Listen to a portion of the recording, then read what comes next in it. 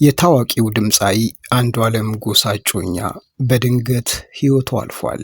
ይህም ደግሞ እጅግ አስደንጋጭ ነው። ሞዴል ቀነኒ አዱኛ ሕይወቷ ያለፈው ከፎቅ ላይ ወድቃ እንደሆነም ታውቋል። አንዱዓለም ጎሳ አሁን በፖሊስ ቁጥጥር ስር እንደዋለም ነው የተነገረው። የሟች ሞዴል ቀነኒ አዱኛ አስከሬን በዳግማዊ ምኒልክ ሆስፒታል ለምርመራ መላኩንም መረጃዎች አመላክተዋል። ታዲያ ከሞዴል ቀነኒ አዱኛ ሕይወት ማለፍ ጀርባ ማን ያለው? እንዴትስ ይሄ ተከሰተ? ቤተሰቦቿ፣ የቅርብ ሰዎችስ ምን ይላሉ? ታዋቂው ድምፃዊ አንዱዓለም ጎሳና ሞዴል ቀነኒ አዱኛ በአንድ ጥላ ስር ነው የሚኖሩት።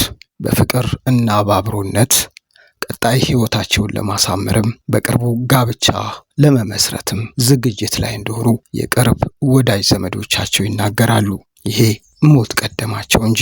ድምፃዊ አንዱዓለም ጎሳ ውልደቱ ባሌ ነው፣ እድገቱ ደግሞ አሰላ ከተማ እንደሆነ ይነገራል። ድምፃዊ አንዱዓለም ጎሳ አሁን የደረሰበት የዝና ማማ ላይ ለመድረስ በርካታ ውጣ ውረዶችን ማለፉን ይናገራል። ራሱ ከተለያዩ መገናኛ ብዙሃኖች ጋር ያደረጋቸው ቃለ ምልልሶችም ይህንን ያስረዳሉ። እዚህ የደረስኩት ብዙ ለፍቼ ነው ሲልም ይናገራል። ድምፃዊ አንዱዓለም ጎሳ ደርቤ ላላና ቢሊሌ የተሰኙ ነጠላ ዜማዎቹ እጅግ ተወዳጅ ሙዚቃዎች ናቸው።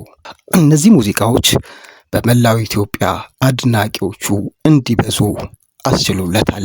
ደርቤ ላላ በተሰኘው ነጠላ ዜማው በአምስተኛው የኦዳ ሽልማት በምርጥ ነጠላ ዜማ ሽልማት አግኝቶበታል። ድምፃዊ አንዱዓለም ጎሳ አያንቱ የሚል አልበምም ለመጀመሪያ ጊዜ አውጥቷል። በዚህ አልበም ውስጥ የተለያዩ ሀሳቦች ያላቸው 16 ሙዚቃዎችም ተካተውበታል። የተለያዩ ባለሙያዎቹም ተሳትፈውበታል። ከ10 ዓመት በላይ በሙዚቃው ኢንዱስትሪ ውስጥ የቆየው ታዋቂው ድምፃዊ አንዱዓለም ጎሳ ዛሬ በሕይወቱ ዱብዳ ገጥሞታል። የሚወዳት ነገ ሊያገባት ዝግጅት ላይ ያለው እጮኛው ሞዴል ቀነኒ አዱኛ ከፎቅ ላይ ወድቃ ሕይወቱ አልፏል።